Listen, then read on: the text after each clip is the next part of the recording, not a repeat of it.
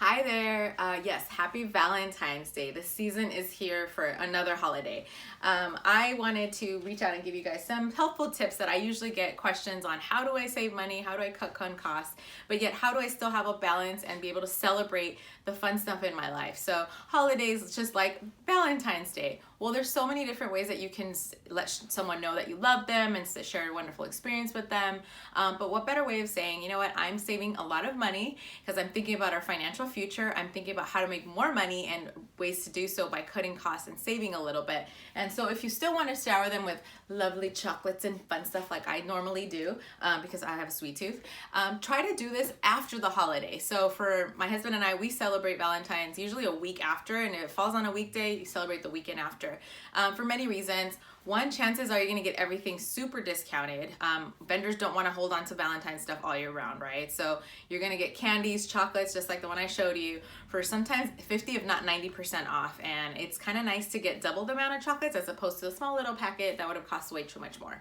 Also cute little knickknacks if you're looking for like the fun little doily stuff.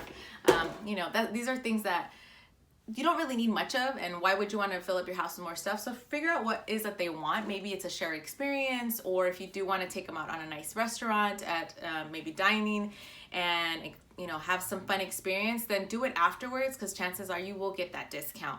And understanding that you should have a budget is helpful. And what I like to do, especially for cards, and you're sending out cards to tons of people, or if you have kids in school, is buying your cards the year prior. So I actually buy my cards after the holiday. So Valentine's is now, you can buy it afterwards, stock up on a few boxes of cards, and then the following year you're set for all those cards.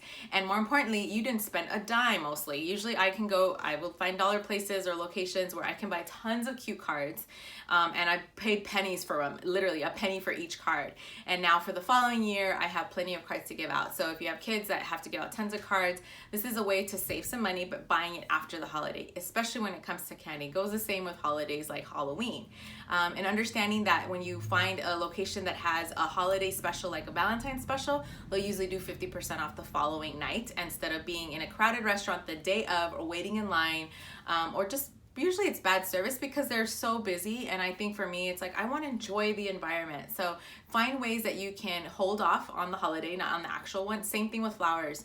It's going to be deep discounted afterwards. It's just not worth spending all that money. And for me, when I budget, I definitely think about what it is that I want to save money on. And my calculations, I had to show my cute little calculator, is figuring out, okay, what can $100 buy us?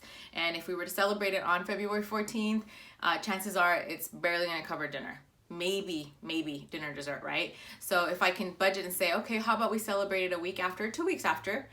Once we get all this stuff, those $100 can go a long way and could feel like, oh my God, you're spending $200 on an amazing, discounted price. So make sure you find the best tips for you and the best ways to cut costs and at the same time save money and enjoy this wonderful, loving holiday to show people that you care, right? And sometimes just writing a note, sometimes doing something like making breakfast at home can be just a nice way of saying, I appreciate you and love you very much. So stay tuned for more financially savvy tips from me, Natalie Torres-Haddad, aka Financially Savvy Latina. See you later. Bye.